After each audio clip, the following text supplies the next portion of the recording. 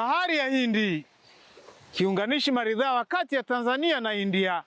Wanafunzi wanatumia ubunifu wao kufikisha ujumbe kwa hadhira. Nimechora hii picha ya kuonyesha uhusiano wetu sisi Tanzania na India.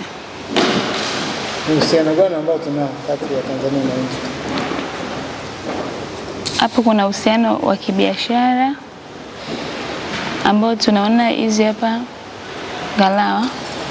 Zamani hakukuwa na usafiri, kwa watu walikuwa wanatumia njia ya baharini kwa ajili ya kusafirisha biashara zao. Huyu binti tunaonyesha kwamba amevaa nguo ambayo ya kujistiri mwili. Kiangalia kwenye hapa kichwani, kwa upande wa pwani wanawake wa mabinti wanajifunika nywele. Cha pili, tunapenda urembo, tumechukua urembo, yani mchoro wa kujichora ina mapambo, eleni. Historia kama hiyo ina faida gani kati ya uhusiano wa nchi mbili, India na Tanzania? Faida ipo, inasaidia kwenye upande wa dini. Tukisemea dini, kwa wenzetu Waislamu kujitunza ni jambo, yani wanaongelea sana kujitunza. Kwa hiyo pia imesaidia. Sanaa ni kitu ambacho pia kinapaswa kupewa kipaumbele, kwa sababu sanaa ni zawadi kutoka kwa Mwenyezi Mungu. Unapomwona kijana wako anafanya kazi ya uchoraji ama ushonaji ama ubunifu wa mavazi na kazi nyingine zozote ambazo ni za kisanii, huna budi ewe mzazi ama jamii kumsaidia kuweza kutimiza malengo kupitia ile sanaa yake. Lakini pia elimu isitupwe mbali, kwa sababu katika sanaa elimu pia ni muhimu. Inaweza ikatokea wewe msanii umepata mkataba lakini huna elimu. Je, utawezaje kuujaza mkataba?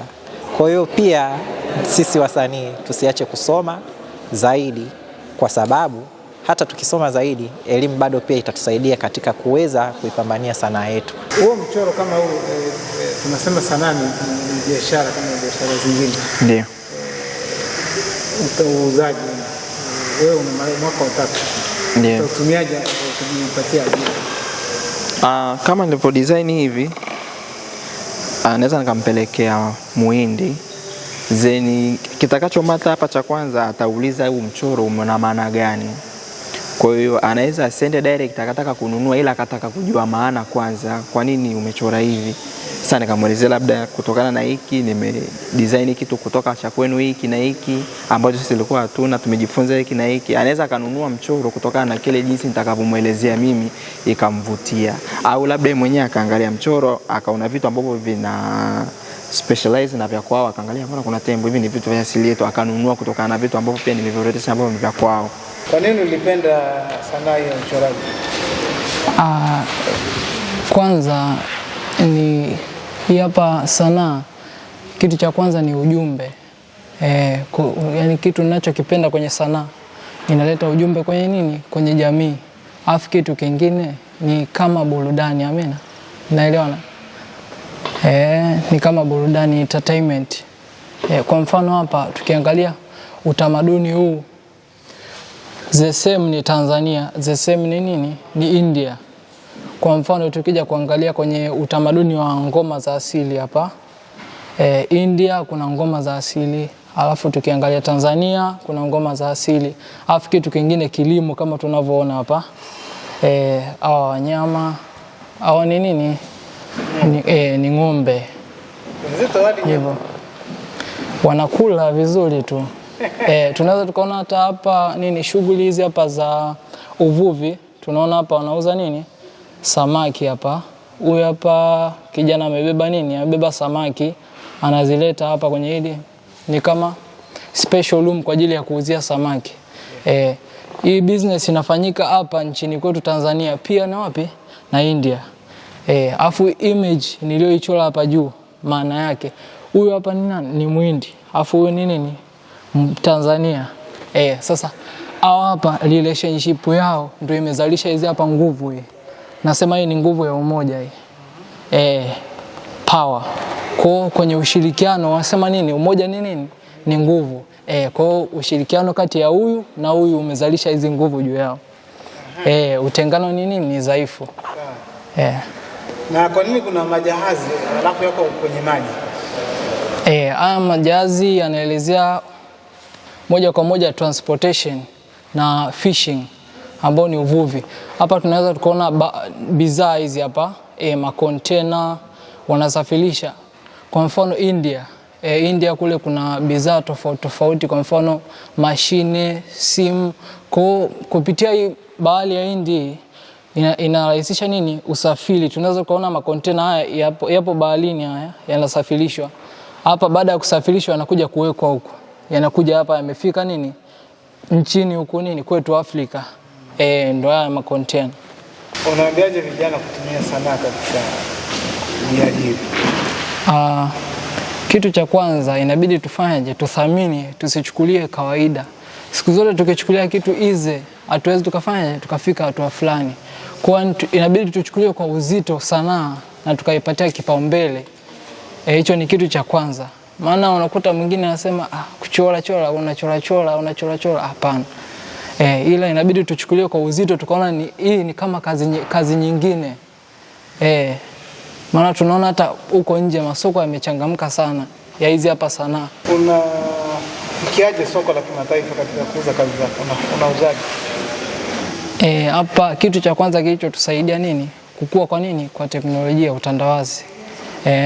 Utandawazi unasaidia sana. Kwa mfano Instagram, mimi hapa na akaunti Instagram, Facebook, TikTok. Kwa kama nikifanya kazi yangu hii kwa mfano, naipost. Nikipost mtu akipata nini? Akipata ushawishi, ananifuata kwenye akaunti yangu, nahitaji picha ya design hii, ukubwa fulani, tunaelewana. Uko payment tunafanya huko juu kwenye utandawazi, afu namtumia mzigo wake kwa mfano kwenye ndege. Mambo yamekuwa rahisi. Mpaka sasa hivi umeshauza picha ngapi? Mpaka sasa hizi nimeuza picha nyingi. Mpaka dola za kutosha. Nilipata za Kitanzania, za Kitanzania. Kwa hiyo umefurahia kazi yako? Nafurahia na amani sana, yani sana. Naona kuna michoro mingi, lakini ni kama vile inawasilisha ujumbe wa utamaduni kati ya mataifa mawili, Tanzania na India. Ni kwa nini umefanya hivi? Huu ni mradi ambao ulifadhiliwa na ubalozi wa India kupitia kituo chao cha sanaa. Kwa hiyo mradi huu ulilenga haswa kujaribu kuonyesha namna ambavyo tamaduni mbili zimeweza kuingiliana kwa miaka na miaka iliyopita, lakini wao walichokuwa wanakiona zaidi ni namna gani wanafunzi wetu ambao ni wasanii wanaweza wakaandaa kazi za sanaa ambazo zinaonyesha namna ambavyo hizo tamaduni mbili zimeweza kuingiliana, lakini sehemu kubwa ya nyuma yake ikiwa imebebwa na bahari ya Hindi. Kwa jinsi wanafunzi walivyofanya, lengo limefikia kwa kiasi gani? Naweza kusema lengo limefikia kwa 100%, kwa sababu leo ndo ilikuwa siku ya mwisho. Ilitakiwa kazi zote ziwe zimekamilika na wote wamefanikiwa kuzikamilisha. Jumbe ambazo walitakiwa kuzionyesha, walipewa pia uhuru wa kwamba kufikiria namna gani watazionyesha kutokana na uwezo wao kuonyesha sanaa zao za uchoraji. Wote wameweza kuliwasilisha hilo pia. Kwa hiyo naweza kusema kwa 100% kwa upande wao imekamilika. Sasa hivi tuko kwenye hatua ya majaji ambao nao watatoa mwishoni wa maamuzi ili tuweze kupata wale washindi watatu na wawili ambao wanajumlisha wanakuwa 5 kati ya wanafunzi 20. Na wewe kama mwalimu umeridhika kwa kiasi gani vijana wako, na unaona kwamba wakitoka ukiingia sokoni kazi ya sanaa inaweza kuwapa ajira? Naweza kusema nimeridhika pia kwa 100% kutokana na kwamba wamekamilisha walichotakiwa kukamilisha. Sasa kwenye upande wa ubora lazima watatofautiana. Kuna ambaye atakuwa mzuri zaidi ya mwingine. Wote wana uwezo wa kufanya, lakini watazidiana ujuzi. Kwa hiyo inamaanisha kwamba ndivyo itakavyokuwa pia wakienda mtaani, lakini uzuri pia hawa ni wanafunzi ambao ni kuanzia mwaka wa kwanza hadi wa 3. Kwa hiyo yule wa mwaka wa kwanza ana nafasi ya kuendelea kujifunza ili akifika wa 3 na akaingia mtaani akawa bora kama ambavyo alivyo yule ambaye tayari ni mwaka wa 3 na ameshakuwa na ujuzi mkubwa zaidi. Wanasema sanaa ni ajira. Unahisi wanaajirika au wanaweza kujiajiri wenyewe? Ndio, tunaamini kwamba wakitoka mtaani wanaweza, kwa sababu pia tunawafundisha katika muono huo kwamba uwe na nafasi mbili ya kuweza kuajiriwa, lakini ya kuweza kufanya wewe mwenyewe na sanaa yako ikajiuza. Sababu sanaa, sehemu kubwa sana ambayo tunaiangalia huyu mtu ajengwe nao ni kwamba akifanya kazi ya sanaa, mtu wa pembeni anayeitizama aweze kuona kwamba hii ni kazi yake, asiseme kwamba hii imefanana na ya fulani au ni ya fulani. Kwa hiyo identity ni muhimu sana. Kwa muda wote wa miaka 3 wanaokuwepo hapa ni kujaribu kuwaelekeza namna gani wanaweza kufind au kupata hizo identity zao ili wakaweze kusimama wenyewe kama wenyewe. Kwa sababu ukiweza kusimama mwenyewe kama mwenyewe ndivyo unavyoweza kuiuza sanaa yako. Siri ya ushindi ni kwa sababu ni kitu nakipenda. Nilikuwa na feel jinsi ilivyokuwa nachora. Kwa hiyo nadhani inakuwa ni siri ya ushindi kwa sababu nilikuwa na feel kitu ambacho nilikuwa nafanya. Kwanza kutokana na theme ya picha yenyewe inasema waves of friendship. Kwa hiyo hapa ilikuwa ina maana kuwa kutakuwa kuna, yani inawasilisha amani, ushikamano kati ya Tanzania na India, pamoja na hawa wanyama wanaoonekana hapa walikuwa wanaelezea kuhusu uzuri wa Tanzania, pamoja na mlima Kilimanjaro hapa tunaona na msitu huu tunavyoona hapa. Alafu pia tunaona Watanzania na Wahindi pia wanashirikiana katika kazi mbalimbali. Kama huyu Mhindi kabeba ndoo, anatoka kubeba samaki wale dagaa. Huyu kabeba samaki. Umeona? Huyu anaonekana huyu na huyu ni mtu na mtu wake wanandoa hawa. Wanashare. Kwa hiyo tunaona jinsi ambavyo Wahindi pamoja na Waafrika wanavyokuwa wanaconnect, wanashare vitu mbalimbali. Mfano hata hizi boti hapa, hizi zinaonyesha, yani hizo ni zina maana kwamba kuna biashara inaendelea, yani kati ya Tanzania na India. Kwa hiyo kuna vitu ambavyo vinaingia na kutoka. Kwa hiyo hapa nimehimiza vitu hivyo kama hivyo. Yaani ulikuwa mgani kufikiria? Hii hapa kutokana na muda wenyewe tulikuwa tumepewa ni siku 2. Kwa hiyo siku ya kwanza nilifikiria, nikaanza na kufanya sketch siku hiyo. Kwa hiyo nikaendelea na leo ndo tumemaliza. Kwa hiyo haikuchukua muda. Sanaa ina nafasi kubwa sana kwa sababu kuna watu wana vipaji vyao. Kwa hiyo wasiendelee kukaa nyumbani kusema yani hawawezi. Maana kuna watu wanaweza kufanya kitu kama hiki lakini hawapewi nafasi, wao wenyewe hawajiamini. Unaona? Kwa hiyo hii ni fursa moja hapo kwa sababu watalii wanapenda sana kazi za sanaa. Unaona?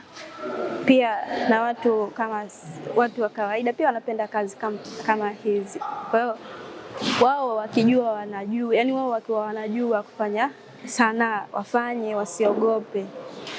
Wasiogope. Na wazazi wasiwabanie kwa sababu mtu kuonekana unachora nyumbani unaambiwa usomi. Kwa hiyo kushambuliwa, limewahi kushambuliwa lakini sikukata tamaa. Niliendelea hivyo kupambana na kitu ambacho nakipenda.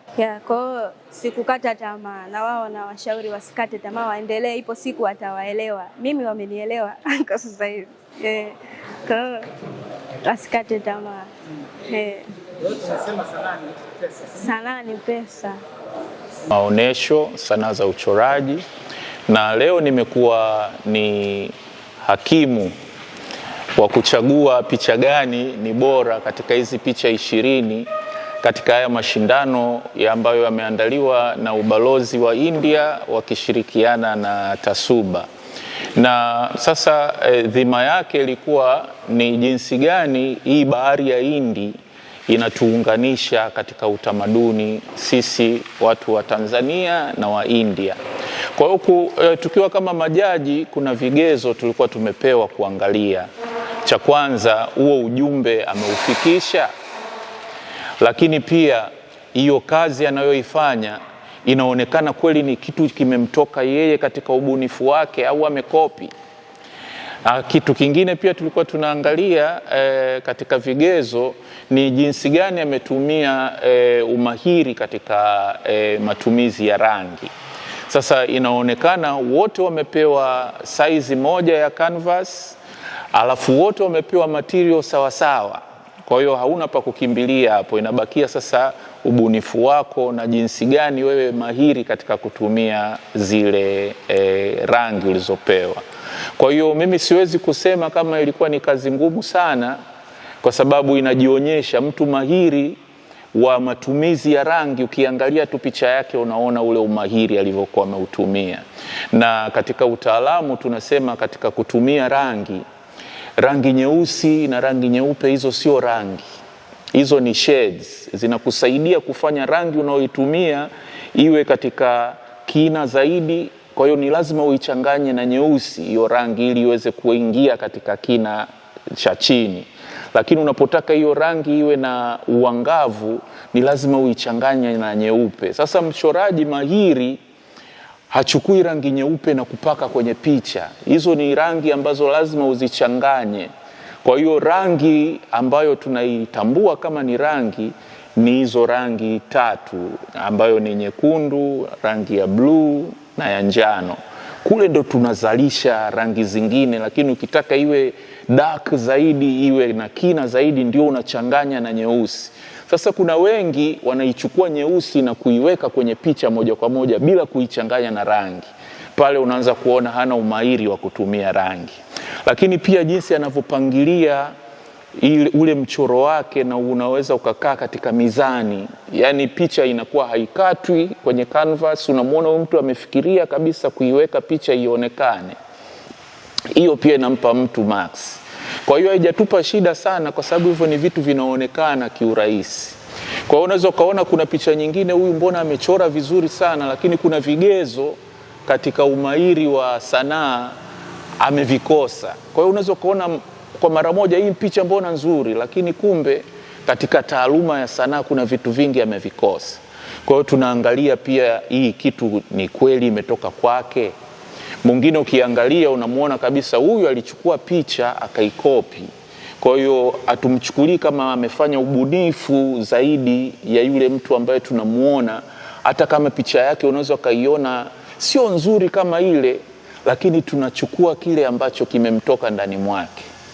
Kwa hiyo tumeletwa kama watu ambao tuna uzoefu wa kutambua nani amefanya mwenyewe, nani ameibua hisia ya ndani.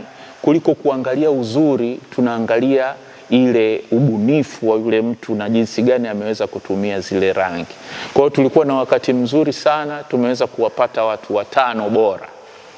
Kwa hiyo tutakuwa na mshindi wa kwanza, wa pili na wa tatu, lakini pia tutakuwa na 2 wengine ambao na wenyewe pia watakuwa katika hichi kinyang'anyiro.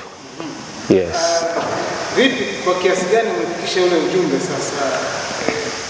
Jinsi gani Tanzania na India zinavyounganisha na bahari? Tumeweza kuona kwamba katika mawazo yaliyokuwa yameibuka, wengi wao wameonyesha sana kwenye utamaduni wa mambo ya mziki na ngoma.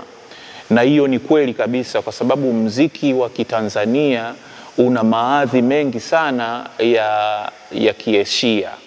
Kwa hiyo wapo waliokuwa wameionyesha hiyo, lakini tumeona pia kuna wengine wameonyesha mambo ya kiimani, kwa sababu watu wengi wanaonaga kwamba kuna roho au kuna Mungu, kuna malkia fulani wa bahari.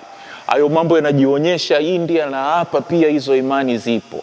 Kwa hiyo kuna watu wameonyesha katika mambo hayo ya kiroho, lakini kuna wengine wameonyesha katika chakula kwamba kuna vyakula vingi sana vya India. Sisi tunaoishi Tanzania na pwani ya bahari ya Hindi, hivyo vyakula tunavyo na tunaviita kwa majina yale yale ambayo yanaitwa kule India. Kwa hiyo hivyo vitu vimejionyesha, lakini kuna wengine wameonyesha pia kwa mavazi kama kanga. Pia kihistoria kanga zilikuwa zinaprintiwa India. sisi ndo tunazipata hizo rangi na uzuri wa kanga. Kwa hiyo kuna wengine sanaa zao wameenda kugusa katika mavazi. Kwa hiyo unakuta kila mmoja ameelewa kweli hiyo dhana ilikuwa inatakiwa iwe vipi, na hivyo vitu vimejitokeza sana. Ndio unaona kwa jinsi ulivyoona vijana wote 20, unaona wanapokuingia kwenye soko na wakashindana, na kwa mfano sasa tunasema sanaa ni biashara, na kwamba wengine sanaa kama hizi kiingia kwenye soko la India zinaweza kuuzika. Waliokuwa wameshiriki katika mashindano haya wote tunafahamu kwamba ni wanafunzi wa TASUBA, lakini kuna uwezekano mkubwa sana baadhi yao wakachukua kazi ya sanaa kama ni kitu ambacho kikawa cha kuwaletea kipato. Hiyo unaiona kabisa kwamba wanaweza wakaingia kwenye masoko kabisa na kufanya kazi ya sanaa kama ni kazi katika maisha yao. Kwa hiyo pia inaonekana, lakini kuna kitu ambacho unaweza pia ukakiona katika umoja wao. Rangi walizokuwa wanatumia zinakuwa zinafanana sana. Kwa hiyo kuna ile hali ya kutafuta ule uhalisia wako na upekee bado ilikuwa haijajionyesha sana, lakini hicho ni kawaida kwa watu wanaojifunza, kwa sababu wanachora katika eneo la pamoja, kuna kuangalia mwenzako anafanya kitu gani. Kwa hiyo huo ufanano huwa unatokea katika watu ambao wako katika stage ya kujifunza, lakini watakapotoka hapa unaona kabisa hiyo ari na jinsi watakavyoenda kutafuta sasa sauti ya kwake mwenyewe na kuwa na rangi za kwake mwenyewe. Ukiona tu unajua huyu ni fulani, lakini sasa hivi huwezi kujua ile kwamba huyu ni fulani, michoro yake waga iko hivi na rangi zake ziko hivi. Kwa sasa hivi inakuwa ni ngumu. Kwa hiyo ni kitu ambacho wanavozidi kuendelea wanaweza wakajitambua na kila mmoja akapata style ambayo ikamtambulisha, na hicho ndicho kinachotakiwa kwenye soko. Una ujumbe gani kwao? Ujumbe niliokuwa nao ni kwamba waliokuwa wamefanya sanaa, ninaamini kwamba wapo katika chuo wanasoma hii sanaa ya uchoraji. Sio kitu kidogo, ni kitu kikubwa sana ambacho kinaweza kikawapeleka hata kuona dunia, kinaweza kikawapeleka kuwa ni watu wakubwa sana, kwa sababu kazi ya sanaa sasa hivi watu wanawekeza kwenye kazi ya sanaa. Kama watu wanavyowekeza kwa kununua dhahabu, kama watu wanavyoweka fedha benki, sasa hivi watu wanaweka kazi za sanaa. Kwa hiyo wasikate tamaa, waendelee kujifunza, waendelee kuibua hisia, na watafanikiwa kwenye hii kazi ya sanaa. Ndio vijana 20 ambao waliingizwa katika ushindani, na tumeona katika hao 20 tumeona washindi 5. Tumeona kazi zao, kazi zinapendeza, kazi zinatoa taswira halisi ya kile ambacho wameelekezwa kukifanya. Walikuwa na jukumu la kuonesha kupitia uchoraji mashirikiano yaliyopo baina ya Tanzania na India kupitia bahari ya Hindi. Kazi zao zinaonekana zinaweza kuingia katika ushindani wa kimataifa, kwa sababu maisha yenyewe ni ushindani. Maisha yetu ya kila siku ni maisha ya ushindani. Unapotembea kuna ushindani, unapotafuta pesa kuna ushindani, kwenye matumizi kuna ushindani, kwa hiyo kwenye kazi pia kuna ushindani. Wanaweza kuendelea kufanya ushindani wa kimataifa, lakini wakiwa wanahitaji nguvu kidogo za kusaidiwa.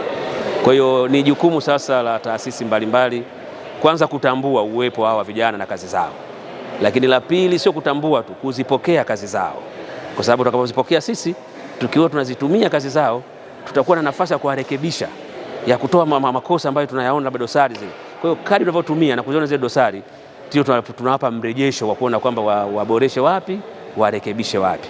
Kwa hiyo jambo kubwa ni kuwaunga mkono katika hatua ya kwanza, kutambua kazi zao; pili, kutumia kazi zao; tatu, kujua mahitaji yao, wanahitaji nini, ili tuweze kuwasaidia waweze kuingia katika ushindani wa soko la kimataifa katika sanaa ya uchoraji.